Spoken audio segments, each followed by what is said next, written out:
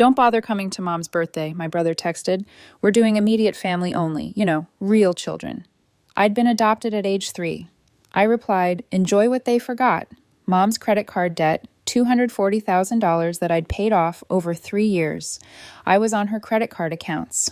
I called the bank and removed myself from the account. When Mom tried to use her cards the next week, I was standing in the parking lot with my daughter's gift bag cutting into my fingers when the text came through. Samantha, don't bother coming to Mom's birthday. We're doing immediate family only. Real children. It was so casual it almost looked like a joke. I stared at the screen until the words stopped swimming.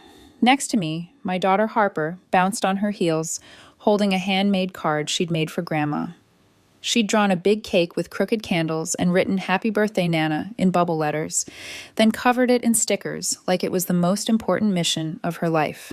Are we late? She asked, peeking up at me with that careful little look kids get when they can tell something shifted. My throat went tight. My hands went cold around the phone. I typed one word back. Me, enjoy. Then I locked my screen like that could lock the feeling away too. We were already there. The restaurant was right in front of us, bright and loud through the glass windows. I could see my mom at the head of the long table wearing the cream sweater I'd bought her last winter, because she never treated herself. I could see Daniel leaning back in his chair like a king. I could see his kids piling plates with fries. And I could see my mom laughing. I should have turned around. I should have taken Harper somewhere else and made it our own night. But Harper squeezed the gift bag and said, "Can I give it to her quick? I want her to see the card." So I did the thing I always did. I tried. We walked in. The host looked down at the list. Name? Samantha, I said. My voice sounded too flat even to me. Samantha Lane. He scanned the page again and again like it might appear if he stared hard enough. I'm sorry, he said. I don't have that name. I glanced past him. Daniel saw me immediately. He didn't look surprised. He looked satisfied. He stood up, walked over, and stopped just far enough away that I couldn't pretend we were having a private conversation. He smiled like he was greeting a fan. Sam, he said, loud enough for the host to hear. What are you doing here? Harper lifted the bag a little. Hi, Uncle Daniel. He didn't even look at her. I swallowed. Harper just wanted to give Mom her card. Daniel's smile didn't change, but his eyes did. His eyes stayed hard. Yeah, he said, still loud. Like I said, immediate family only. Then he nodded down at Harper's hands, like she was holding contraband. You can leave it with the host if you want, he added. But we're keeping it small for real family. Harper's face did something I hated seeing. It wasn't a dramatic cry. It wasn't a tantrum. It was that quiet collapse, the slow blinking. The way her shoulders dipped like her body was trying to shrink and disappear. She pulled the gift bag back against her stomach like she was protecting it. I felt my hands start to shake. Not from anger, like a movie scene. From something worse. From humiliation. Because this wasn't even new. This was just the first time they'd said it out loud in public like it was a normal policy. Like it was a reservation rule. I looked past Daniel at my mom. She saw us. She saw Harper. She saw the card in the bag. And she did not get up. She didn't wave. She didn't even mouth hi. She just lifted her glass like she was toasting the air and then turned back to her table. Daniel leaned in a little like he was doing me a favor. Don't make it weird, he murmured. It's her birthday. I nodded once because my body still remembered how to survive my family. Then I took Harper's hand and walked back out. We didn't run. We didn't make a scene. But I heard a couple of people inside glance over and then glance away fast, like they didn't want to be involved. Outside, the night felt too cold. Harper tried to be brave. I could tell because her voice got overly cheerful. It's okay, she said. We can give it to her another time. I opened my car door, then paused. Harper climbed in and buckled herself, small and tidy, like she didn't want to take up space. Then she whispered, Did I do something wrong? That was the moment something in me snapped into place. Not rage, clarity. Because my family loved to act like they were about tradition and values and togetherness.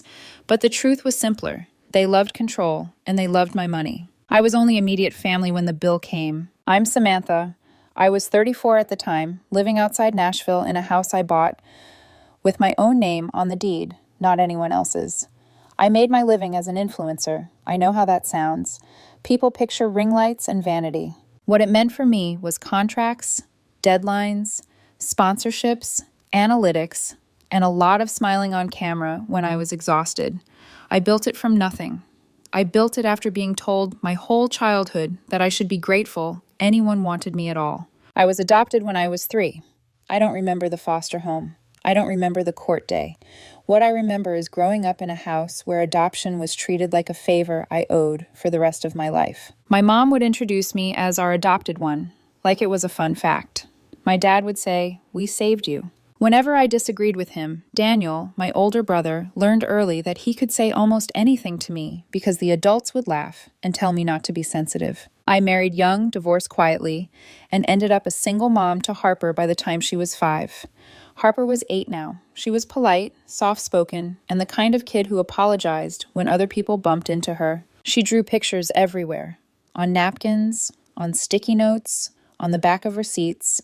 She wanted to be included so badly it made my chest hurt. And my family treated her like she was optional. Not a full grandkid, not a full niece, just my kid. And because I was adopted, they acted like I was still the extra branch on the tree, the one they could prune anytime they felt like it. When my influencer career started to take off, my mom's attitude changed. Not toward me, really, toward what I could do for her. She called crying one night about her stress.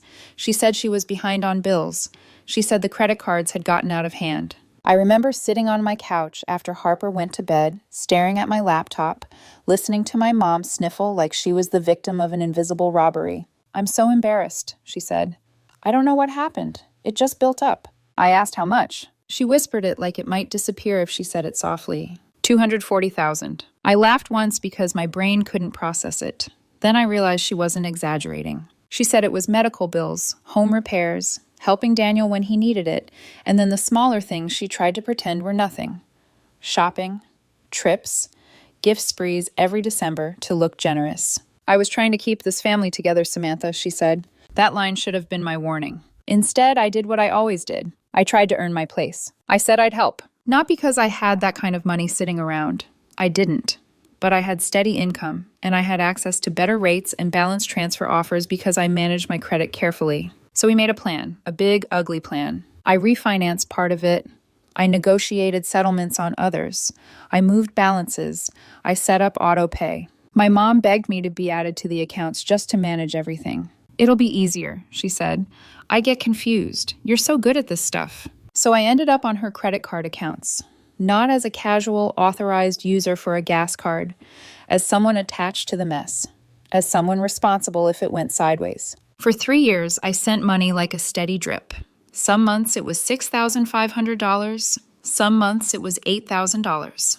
Once, when a brand deal paid early, I threw $20,000 at one card just to watch the balance finally drop under 6 figures. I kept a spreadsheet. I kept receipts. I kept screenshots of confirmation numbers because deep down I didn't trust anyone, including my own mother. Daniel knew I was helping. He'd call it Sam's Little Hero Project. He'd say it like a joke at barbecues.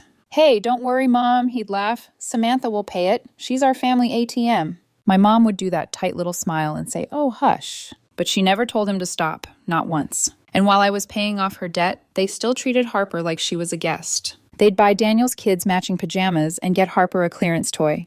They'd plan grandkid photos and somehow forget to tell me the time. They'd talk about inheritance right in front of me and then say, "Well, you know how it is." Like adoption came with a fine print clause. I swallowed it all because I kept thinking, if I'm reliable enough, they'll love me like I belong. That's the trap of being adopted into a family that never fully decided you were theirs. You keep auditioning even when you're exhausted. After the restaurant thing, Harper fell asleep on the drive home, her card still in the bag, her cheek pressed against the window. I carried her inside and put her in bed with her sketchbook tucked under her arm. Then I went downstairs, sat at my kitchen table, and opened my laptop.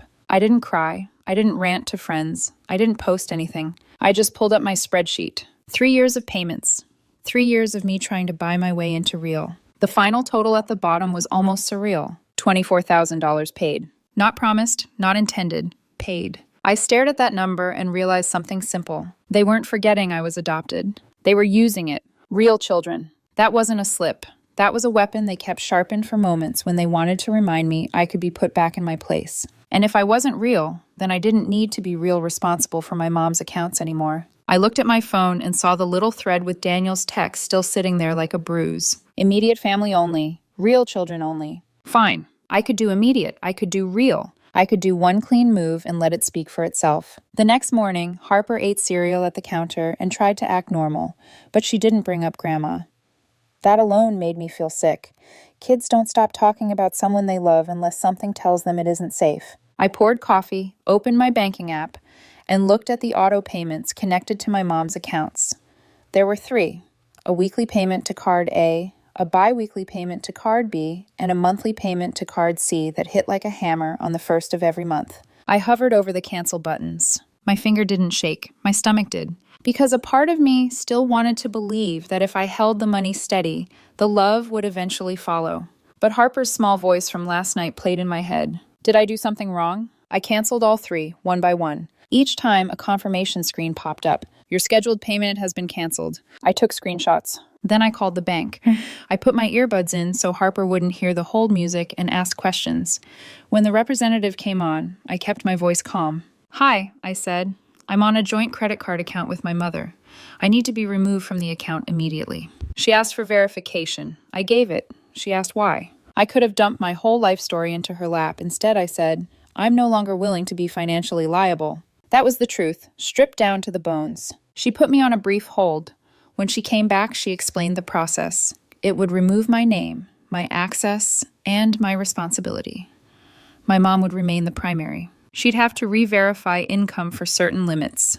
Some features would be frozen until updated information was provided. I said, that's fine. The representative asked, are you sure? I looked out my kitchen window at my quiet neighborhood, at the little Christmas lights someone still hadn't taken down, at the normal life I'd built without their approval. And I said, yes. Then she said the words that felt like a door clicking shut. Okay, I'm processing it now. I heard her typing. She said, you will receive an email confirmation. I thanked her. I hung up. A minute later, the email arrived. Account ownership update completed. I stared at it for a long time, not because I regretted it, because I couldn't believe it was that simple. 3 years of stress, 3 years of carrying my mother's mess, and one phone call to step out of it. I forwarded the email to myself and saved it in a folder labeled Boundaries. Then I went back to being a mom. I packed Harper's lunch.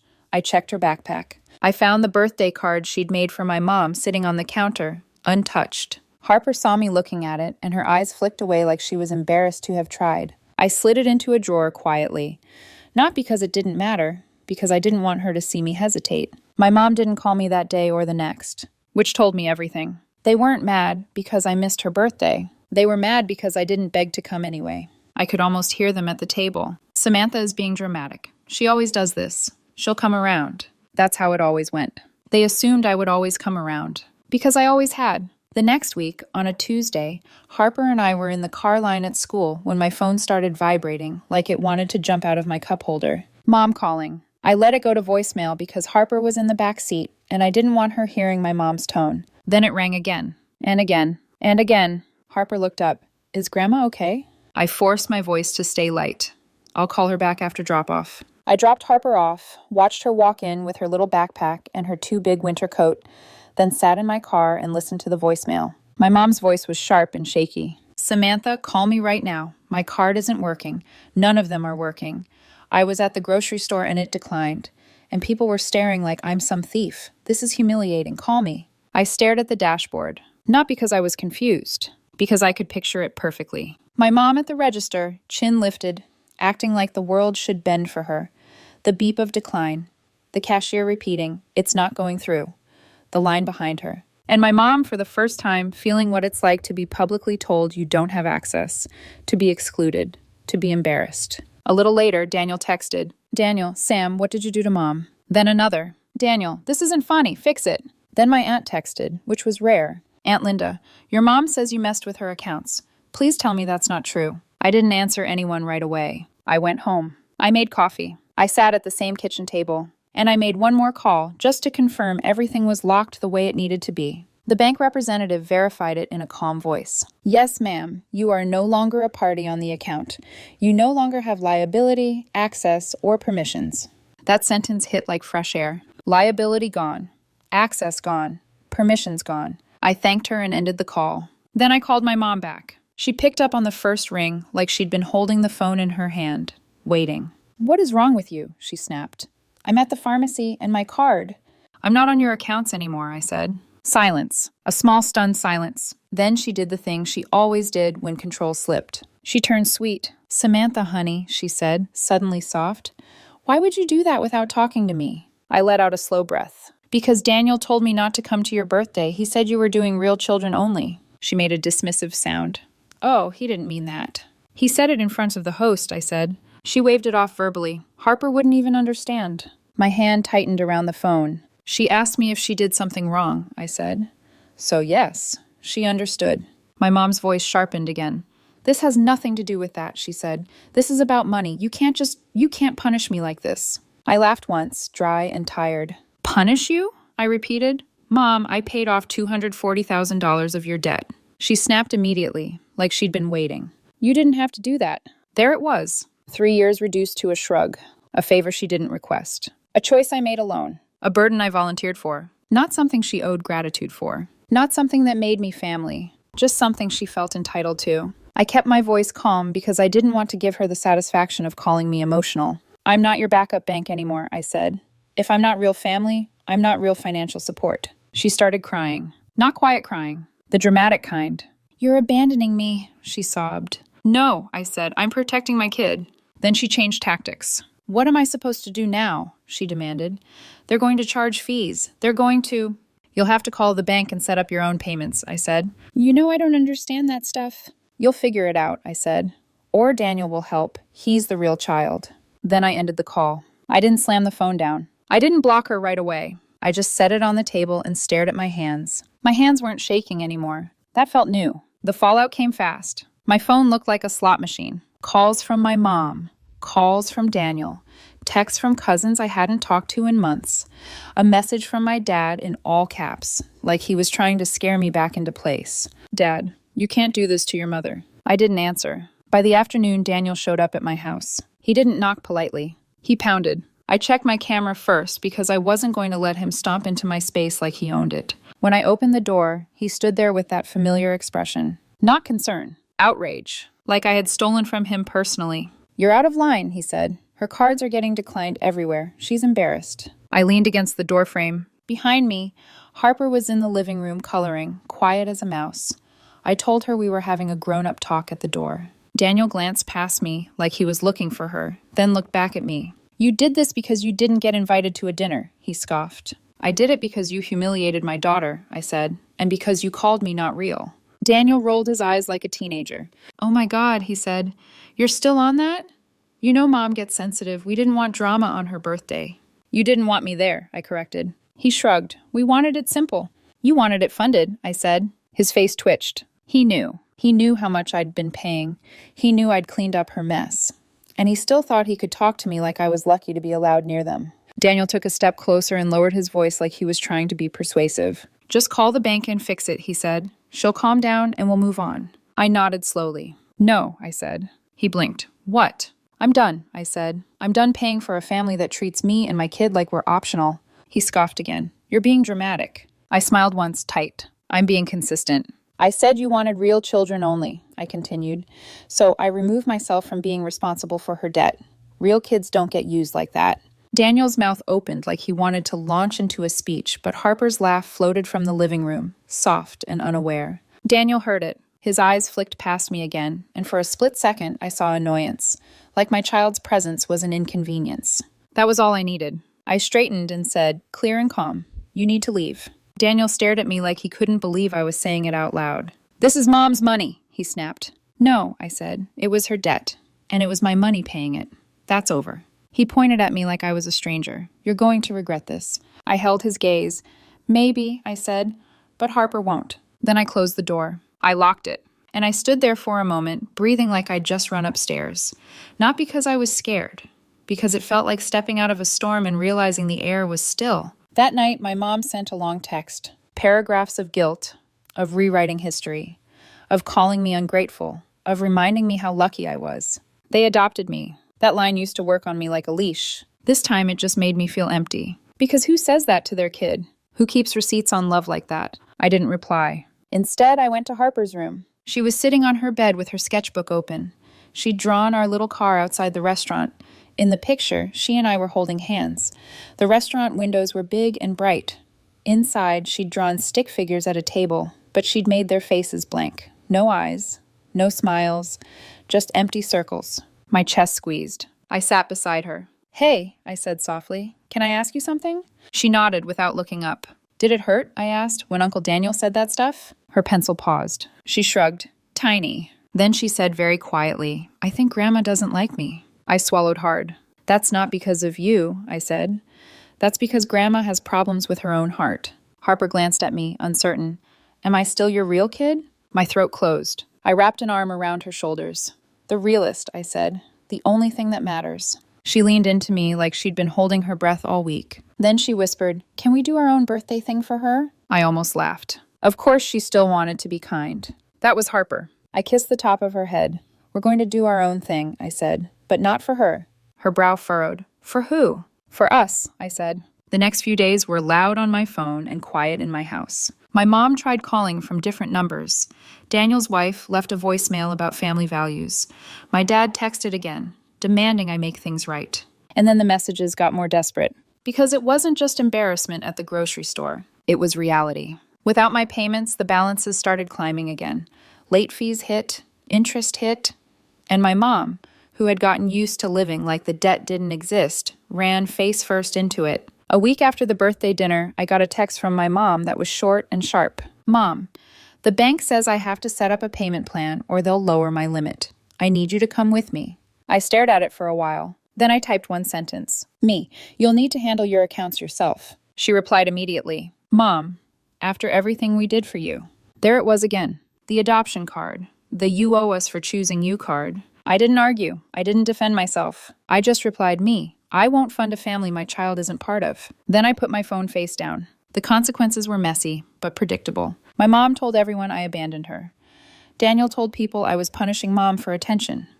Someone even implied my influencer career made me entitled, which was funny considering they were the ones who felt entitled to my money. A couple of cousins unfollowed me. A couple sent quiet messages like, "I'm sorry, I saw what happened." My Aunt Linda called me one evening and said carefully, "Your mother's having a hard time." I asked, "Is she having a hard time because she misses Harper or because her cards don't work?" Aunt Linda went quiet.